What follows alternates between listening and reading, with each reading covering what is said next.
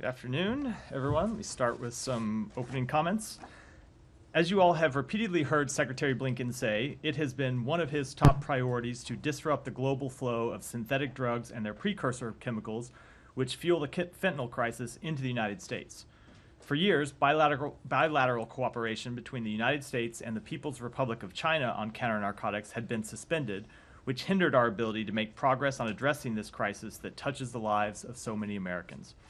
That began to change when the Secretary traveled to Beijing last June and raised the importance of cooperation to address the fentanyl crisis.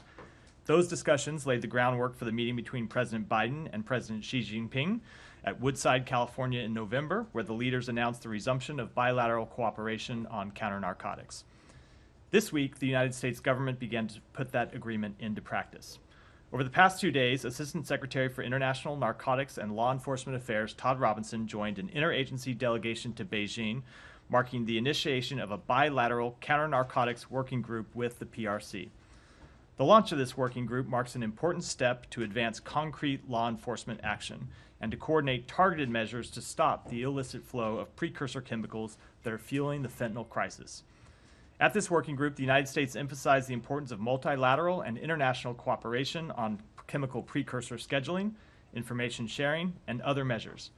The PRC has already started to take steps to dramatically curtail the supply of fentanyl precursors, including taking regulatory and law enforcement action against dozens of PRC-based synthetic drug and chemical precursor suppliers, issuing a notice to industry, and resuming the submission of chemical incidents to the International Narcotics Control Board's Global Information Sharing Database. Those were important initial steps, and through this working group, we will continue to press for concrete action. Addressing the fentanyl crisis in the United States and the surge of synthetic drugs globally is a transnational challenge that demands a strong and coordinated global response. We will continue to engage in the robust diplomacy required to make that happen. With that, Mr. Lee. Thank you. What can you tell us about the Secretary's imminent travel plans?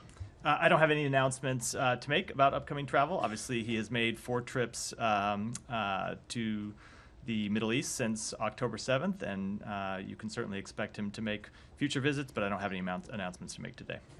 Okay, and then just secondly, but related to the Middle East, have you gotten any clarity from your people about this hospital raid in Jenin yesterday, or from the Israelis about the destruction of the university in Gaza?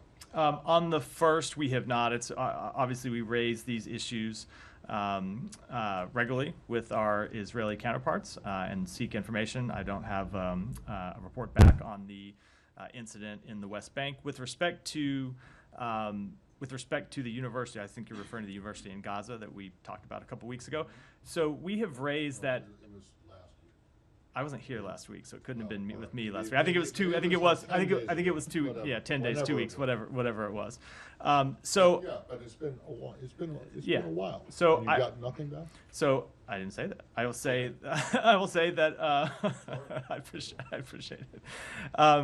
It is an issue that we raised with the Israeli government. We've raised with them the issue of both the demolition of sites, which they have reported us they have undertaken only when there were sites from which terrorist activities were launched or plotted or being planned. And we have raised with them the issue of the establishment of a buffer zone, because you've seen the reports that these demolitions might have been to advance a buffer zone. They have, I will say, we have made clear to them the same thing that we have said publicly, which is we are opposed to any reduction in the size of the territory of Gaza. And what they have said to us is that they do not intend to occupy Gaza. They do not intend to leave forces there, and we're going to continue to engage with them on this question. That doesn't answer my question, which is specifically about the demolition of the university. I mean, you say that they're only going to, they only target facilities or whatever. They are terrorist. That is what they've reported back to us. Correct. But does that mean what 75% of Gaza was? So I don't want to make buildings in Gaza were like being used to plan, or is that your understanding? So I don't want. I was speaking specifically with respect to this demolition. There are obviously other buildings that have been hit in airstrikes, and some of those have been.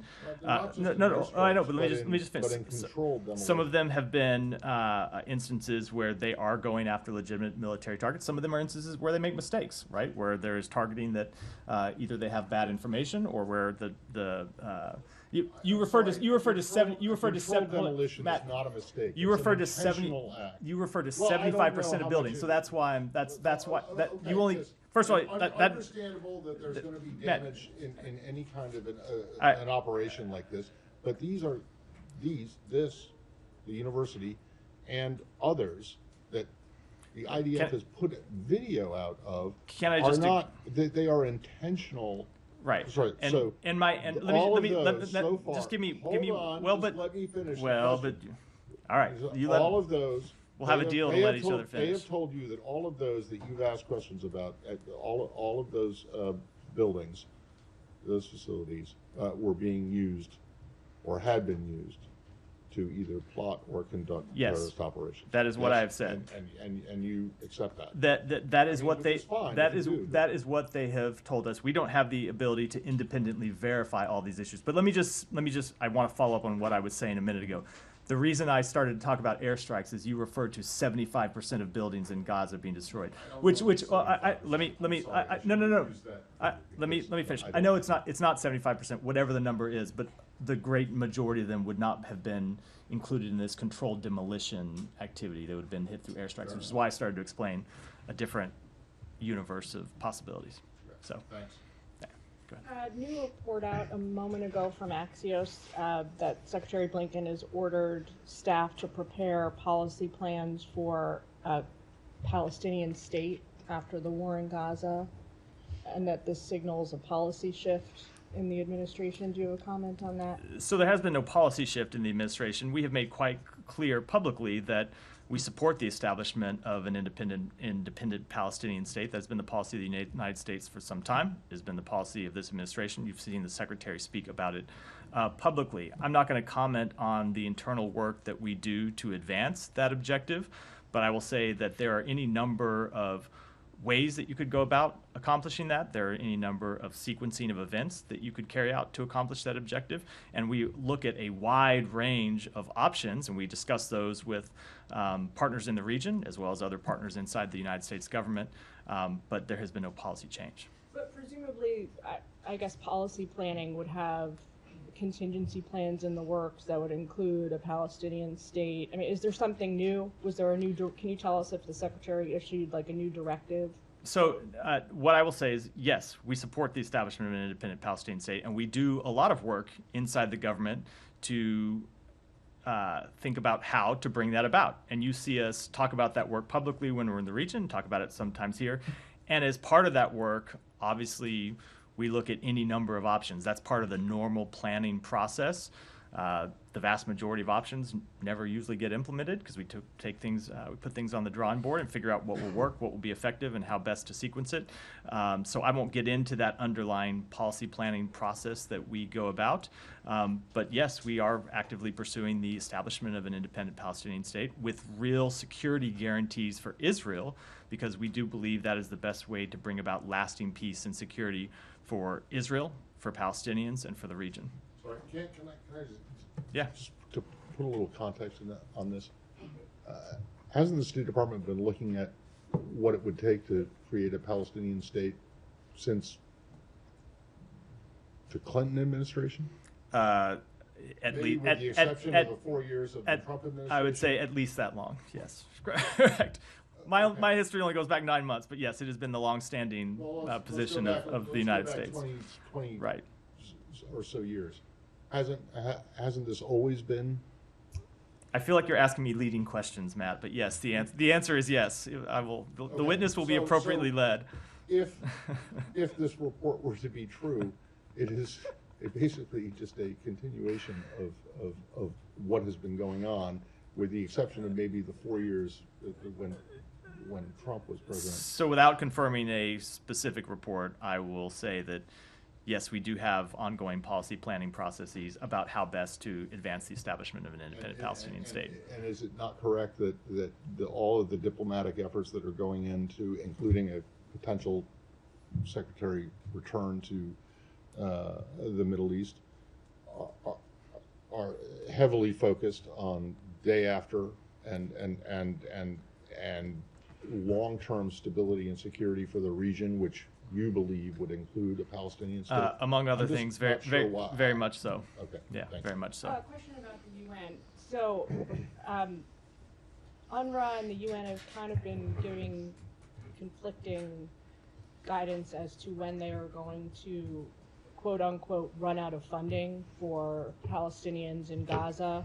You got into this issue a little bit yesterday when you talked about the U.S. funding. Does state have any clarity on how long it might be until UNRWA does actually run out of funding? So we've seen what they've said publicly, and obviously we engage with them privately as well. I will let them speak to questions of both of their funding and when it will expire, because it's not just obviously a U.S. government issue. We are not the only funder of UNRWA. There are other countries that do as well.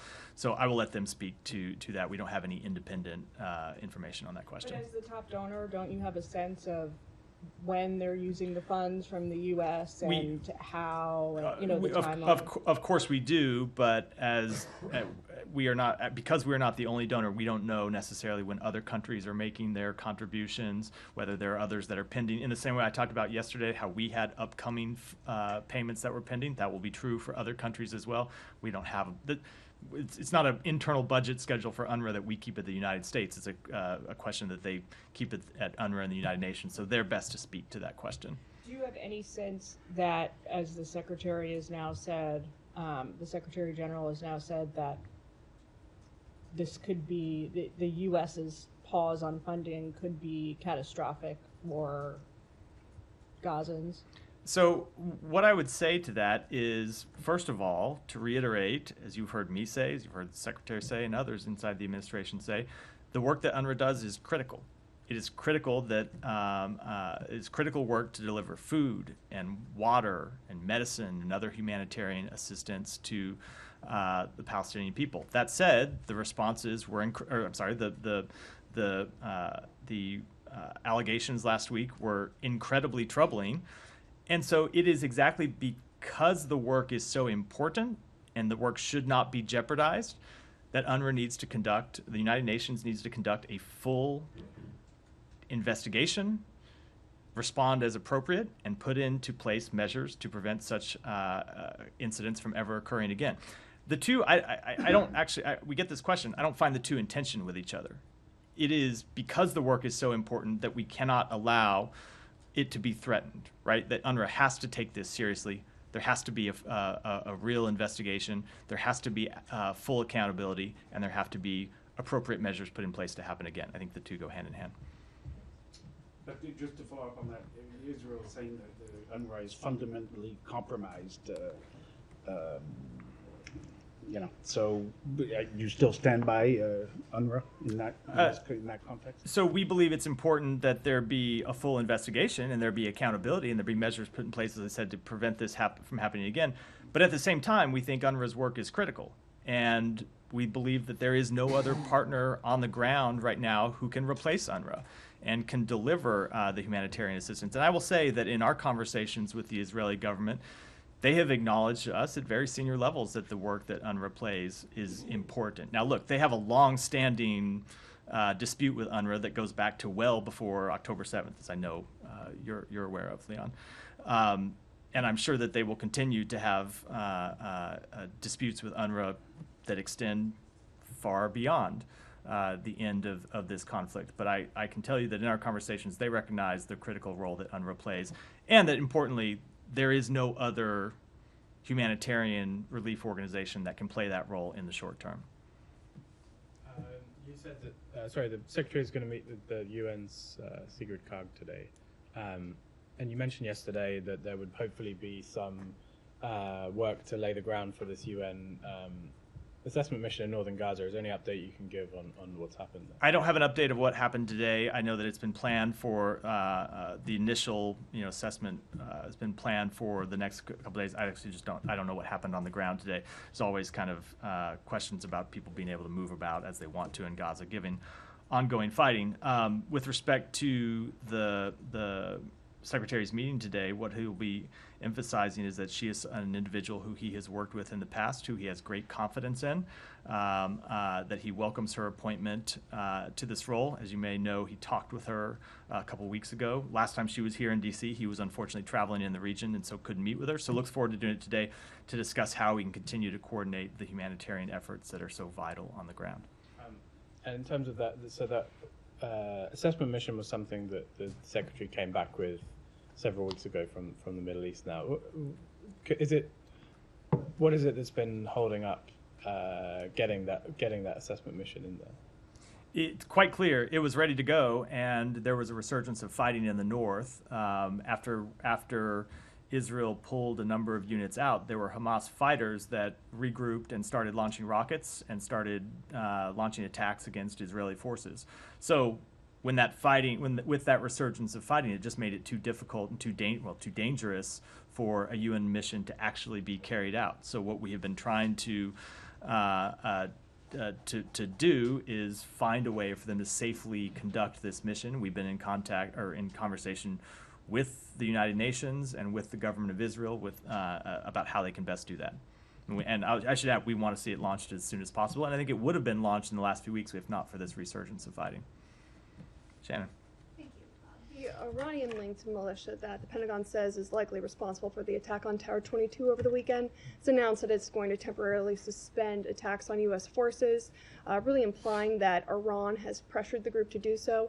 The Pentagon basically responded that it's too little too late. But from the State Department's perspective, is this a positive sign that Iran might be listening? So I will echo something I heard my colleagues at the Pentagon also say with respect to KH, which is that we will judge this group, as we do all of these Iranian proxy groups, not by what they say, but by what they do. And this is a group that we have seen launch attacks on U.S. forces in the region, U.S. interests in the region. We have made clear for some time that those attacks need to stop. They did not stop, and so as you heard the president say, we will be holding organizations accountable. This is not to preview any specific actions that we will take, but that we will be taking steps to hold accountable those who are responsible for the deaths of U.S. soldiers. But on that pending response, the president said he's already decided how to respond. Is there any fear from an escalatory standpoint in this building that something that's sustained, multifaceted, hitting multiple targets could just contribute to the tit for tat we've seen? So I will say that the United States response will not be escalatory. Our actions to date to defend U.S. troops have not been escalatory. We have made clear from the outset of this conflict that we don't believe it's in anyone's interest to see the conflict escalate. It's not in the United States' interest. We don't believe it's in the interest of any country in the region, and that includes Iran. At the same time, we will defend our personnel, and we will defend our interests. And we made that clear for for a number of months, and you've seen us respond and take action, take military action at times to respond to attacks on U.S. troops and to respond to attacks on commercial shipping. And we will continue to hold accountable those who attack our forces. But we will do so in a way that is appropriate, while at the same time making clear we do not want to see this conflict escalate in any way, shape, or form. Janie. Thank you, Matt. Two questions in North Korea and China and Russia.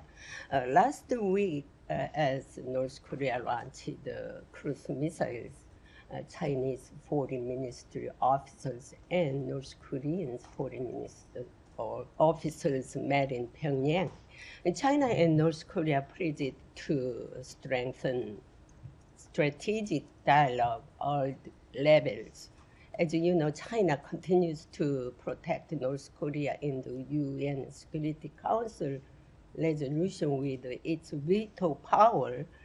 Do you think China is using North Korea strategically in competition with the United States? So I will just say in answer to that obviously we have had great concern about the DPRK's provocative, destabilizing actions. And one of the things that we have pressed China to do in our conversations with them is to use their relationship with DPRK to engage in diplomacy and try to bring an end to those actions.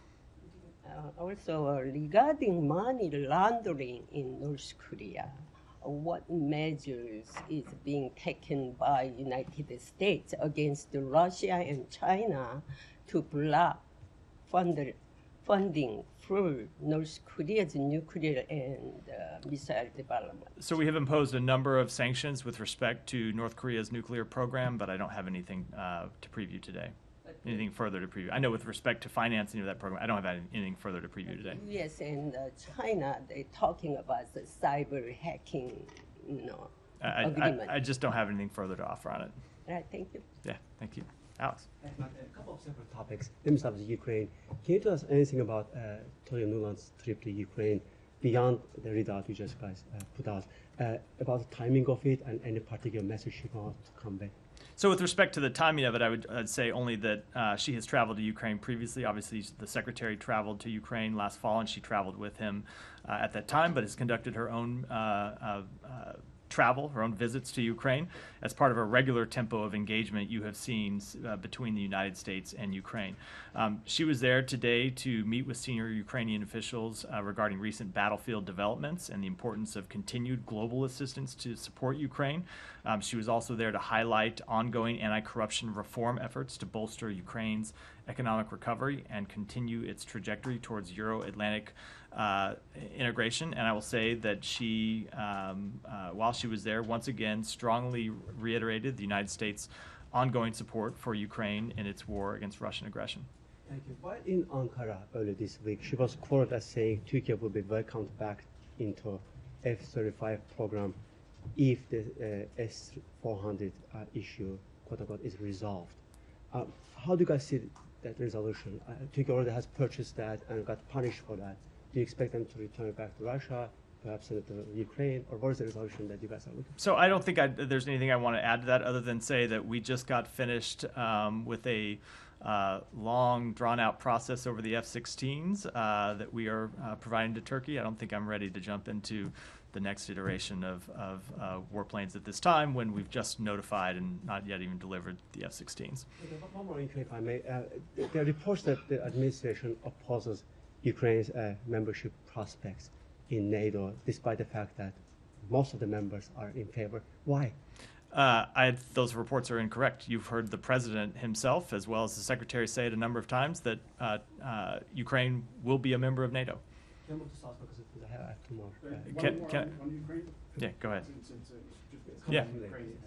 I cannot promise I can come back to you later, Alex. We have a full room, and no one gets 7 questions. But go ahead. I was just wondering on Ukraine if you have any reaction to the UN's top court today, basically throwing out the case Ukraine brought against Russia. Of course, this was before the invasion, but still throwing out just about the whole case. Yeah, I only will say that we've seen the ruling. It's apparently 117 pages long and quite complex, so we're reviewing it, but don't have a reaction yet. A very quick question, if I may. Quick, On yeah. Azerbaijan, does the administration have any policy, any approach, any view on the next week's snap elections? I don't have anything to offer on it. Well, Georgia, Go if I ahead. may, Yeah, one- let one me. Yeah. Back on Ukraine. Yeah. If it had gone the other way around, I'm assuming you would have a My reaction only more quickly. understanding is that it is a, like I said, 117-page ruling that covers a number of different issues, and I know our team is reviewing it now, and we will obviously have a response to it. It's just that we didn't have it ready by the time we hadn't fully digested it and had anything by the time I came out here half an hour ago. So let me go. Thank you, Matt. After the Iranian-backed group's attacks on your forces in Jordan, you sanctioned one Iraqi bank, and today you sanctioned 3 entities in Turkey and Lebanon. Is that a part of the response to the Iranian IRGC groups for what they did in order helping these groups and also providing the weapons for these groups to attacking you, or it is a separate These issue? were part of our ongoing efforts to hold accountable entities and individuals who generate funds for the IRGC and Hezbollah to finance their destabilizing activities. And today, the Iranian IRGC commander said that we are heard from Americans that they are threatening us to attacking us, but we leave no response, that we leave no attacks in response. Do you think that this will affect the calculation of your administration when you're thinking to responding to attacks that happen in Jordan? I just don't think I can get into that without talking about what our response will be. I will say we are obviously quite aware of the position of every entity in every country in the region, and what the president, what the national security team do is look at all these factors in coming up with our response. But we have made quite clear that we will hold accountable those who are responsible for the attacks on U.S. personnel. Gita, go ahead. Matt, I want to follow up with Shannon's questions about the retaliation that the U.S. Says it's going to take against. You quoted your Pentagon counterpart yesterday. That was when the KH in Iraq had announced that it was going to suspend their military activities. Now today, Syria Observatory says that the IRGC has ordered its proxies in Syria to also stop attacking U.S. interests. Could this in any way impact at least the scale and scope of the U.S. response to these groups? So again, I don't want to comment on what that response will look like, and it's hard to answer the question without commenting on that. But I will say that with respect to all of these groups, we will judge them by their actions, not by what they say. And so what we have seen a number of these proxy groups is take actions against United States personnel, against United States interests, and as we have made clear, we will hold them accountable for those actions. Have there been any communication with Iran, whether directly or indirectly, since the attack on Tower 22? I don't have any communications, either direct or indirect, to read out. As we've said in the past, we have ways to make our interests known to Iran when it's in our interest to do so. But I don't think our position is lost on Iran. I think they know quite clearly that we, number one, don't want escalation in the region. We, number two, want the attacks on our personnel to stop and our interests to stop. And number three, we'll hold accountable those groups that launched the attacks, those responsible for the attacks at a time and place of our choosing.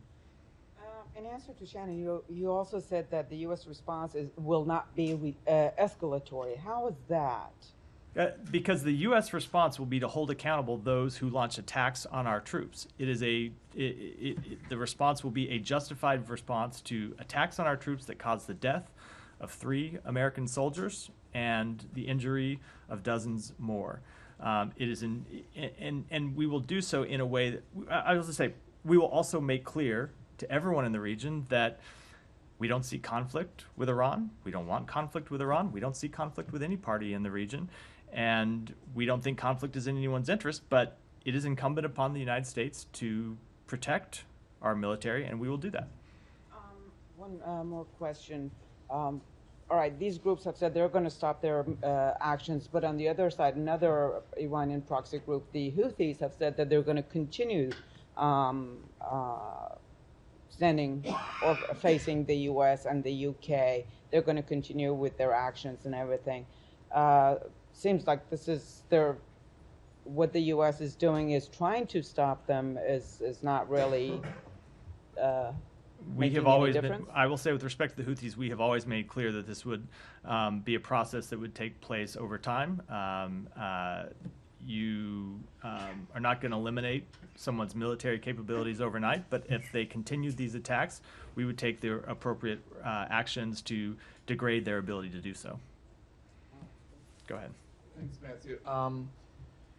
So I've been told by a reliable source that the IDF is looking into Red Cross personnel participating in the October 7th attack. Is the State Department aware of such an investigation? I am not. Okay, and given the Axios report about State Department plans to possibly recognize an independent Palestine, what do you say to critics who would say that this is rewarding terrorism? So, first of all, sometimes I struggle to even know how to answer those types of questions. Not all. First of all, let me just say what I was about to say, which is I spoke to this at length earlier, but the idea that all Palestinians are terrorists is obviously just flat wrong. Well, you critics say whatever. It's obviously flat wrong. And I would say those that, I'm not going to go there. Look, we believe that the yeah, so it is a ridiculous argument. It has been the long-standing policy of the United States to advance the establishment of an independent Palestinian state. It continues to be our policy, and it is our policy because we believe not only is that the right answer to the legitimate aspirations of the Palestinian people, but also because it is the answer to provide lasting security to the Israeli people. And never mind. And finally, sorry, I keep almost doing it. And then, no, go ahead. And then finally, given the attacks in Jordan and elsewhere in the Middle East, have State Department personnel been evacuated? Has there been increased security at embassies and consulates in the region? So we always take appropriate measures to protect our embassies, but we don't talk about those measures publicly. Saeed, did you not get the notice the briefing had moved up? First of all, I apologize for being late. Fine. It's Murphy's Law, and I don't want to go into explaining. I'm aware of Murphy's Law. You may have talked about this. I just want to follow up on the UNRWA thing. Has there been any development, in terms of evidence or the validity of evidence and all these things about people who participated? So there is evidence that the Israeli government developed that they presented to us and that they presented to UNRWA. We found that evidence to be credible, but you don't just have to take the United States government's. Hold on, you don't have to take our opinion that the evidence was credible. UNRWA found the evidence credible as well. Okay. So let me ask you this then. I mean, look, Israel stands accused of committing genocide, and it's allegation, that we reject. Whatever it was, and we believe is unfounded. The ICJ and so on, but they continue to receive a lot of money. I mean, they get $3.8 billion a year. There's, talk about pumping maybe $14 billion and so on.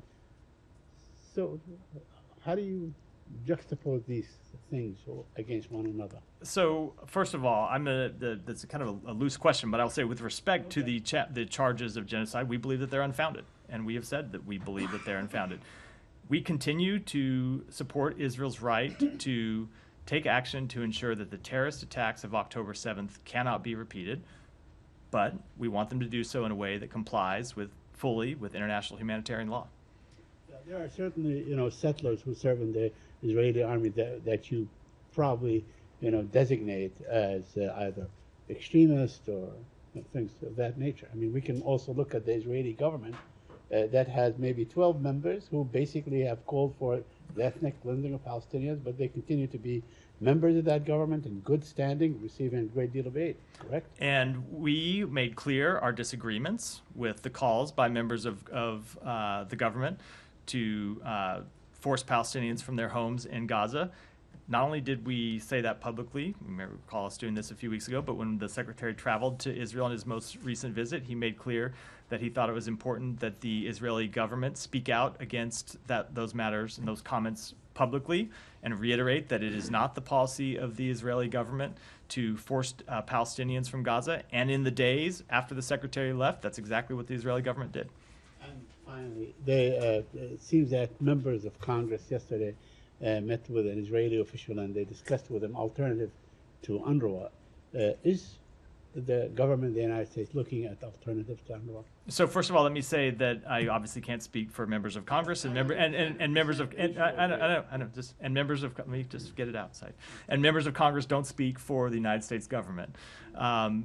We believe that UNRWA plays a critical role that cannot be replaced. There is no other humanitarian partner in Gaza right now that could play the role that UNRWA does. Thank you. Go ahead. I'll come to you next, Willie. Today, the House Foreign Affairs Committee is holding a hearing on the systematic torture and killing of former U.S. allies in Afghanistan by Taliban, who left behind by the Biden administration in Afghanistan. And UN also has documented hundreds of similar cases. What the U.S. government is doing to protect its allies in Afghanistan? So I am not familiar with the testimony that was given today, and I want to make sure that I give a complete and accurate response, let me take that question back. I want to see what the testimony actually was and get you a response to it. Willie, go ahead. Afghan Adjustment Act. I'm sorry? What about Afghan Adjustment Act? Don't you think it's a time to Biden administration to push the Congress for passing Afghan Adjustment Act? Let me just take that one back. Willie, go ahead. Thanks, appreciate it. I wanted to just go back to the Jenin hospital raid just quickly. I have a colleague who went to the hospital, spoke to people there. So I know you're still waiting for an assessment, but he said that there were reports, or that he had eyewitness accounts, that the receptionist was knocked out cold with the butt of a gun. Is an action like that, I mean, is something that you would condone in the context of a, I guess, targeted assassination? Again, it's always difficult when I get these types of questions, because you have allegations that are unverified, and I'm essentially asked to speak about something that's not yet verified, and it's very difficult to do so. I can only reiterate what I said yesterday, which is we want to see hospitals protected. We want to see civilians protected. At the same time, Israel does have a right to carry out legitimate anti-terrorism operations in Gaza and in the West Bank, but we want to see them do so in a way that respects international humanitarian law and also doesn't increase instability in the West Bank. I have two questions, one on Venezuela and one on Mexico. The first one, do you have any response to the government of Venezuela's threat to stop migration cooperation and not taking deportation flights?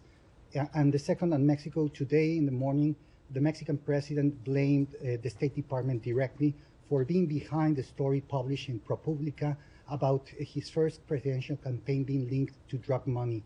What do you have to say about this one? So I don't have any response to the first one, and with the response to the second one, I haven't even read the story. I have no idea. It's hard to comment when I haven't even. It's hard to comment on a story I haven't even read, so I don't have any comment. To both? No, no, I don't have a specific response. I'm happy to take the first one and follow up on it. With respect to the second one, it's just not something I'm going to comment on. Thank you. Go ahead. Yeah. Thank you. So there was a bomb blast in Pakistan at Imran Khan's party PTI election rally. Do you have any comments on that? So I will say you saw the department comment on this earlier today when the Assistant Secretary issued a tweet on it. We, as we did in that comment earlier today, extend our deepest sympathies to those affected by the attack on the PTI party rally in Pakistan. We believe in the resilience of the Pakistani people and their ability to recover. This attack is one of many we have seen in the last month against multiple parties across Pakistan. The Election Commission itself has come under attack in several places. We strongly condemn any violence which undermines the electoral process. The Pakistani people have the right to choose their leader without fear or reprisal or violence, and we remain committed to working with Pakistan to address the shared threat posed by terrorist groups throughout the region, and we support the Pakistan government's efforts to combat terrorism. The Pakistani police arrested a number of PTI, Imran Khan's party workers, for a peaceful election rally. I mean, it looks like Pakistani government is not going to allow PTI supporters, Imran Khan supporters, to just peacefully gather somewhere for the election rally. I mean, there looks like no more freedom of speech just for one party, not for others. So I can't comment on that specific report because I haven't seen it, but I will say, as we have long said, we want to see free and fair elections take place in Pakistan. One last question. Yeah. According to a media report, United States blocks $3 billion drone sale to India until meaningful investigation of Sikh leader Mr. Pannu assassination conspiracy. Is it true or just a fake news? So, nice try. So I will say that generally the U.S. India defense partnership has seen significant growth over the past decade. This is a proposed sale that was announced during Prime Minister Modi's visit last year. We believe it offers significant potential to further advance strategic technology cooperation with India and military cooperation in the region. Of course, Congress plays, as you know, an important role in the U.S. arms transfer process.